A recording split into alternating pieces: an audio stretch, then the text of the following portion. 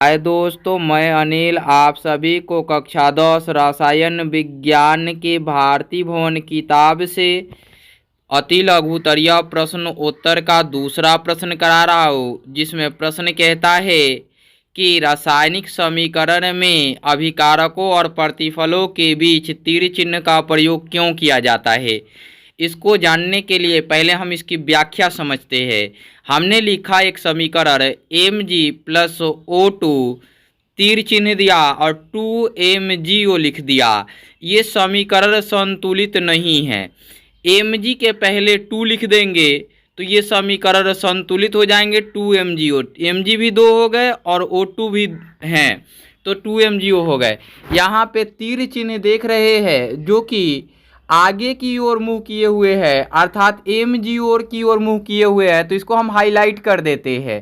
अब देखते हैं कि 2Mg+O2 क्या है, तो एक प्रतिकारक है और 2MgO क्या है, प्रतिफल या उत्पाद है। इस प्रकार आप समझ पाएंगे कि समीकरण Mg+O2 में तीर चिन्ह दिया गया है और 2MgO में लिखा गया है।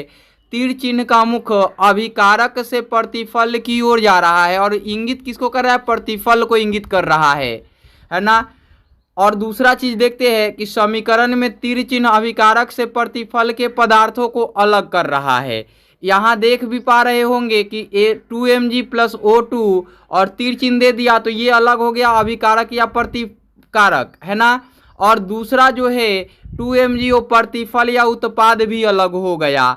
इस प्रकार से आप देख लिए कि दोनों अलग हो गए, जिससे प्रतिकारक एवं प्रतिफल के परमाणु की संख्या स्पष्ट रूप से पता चल पाता है या पता चल सके, है ना। इसके लिए तीर चिन्ह दिया जाता है।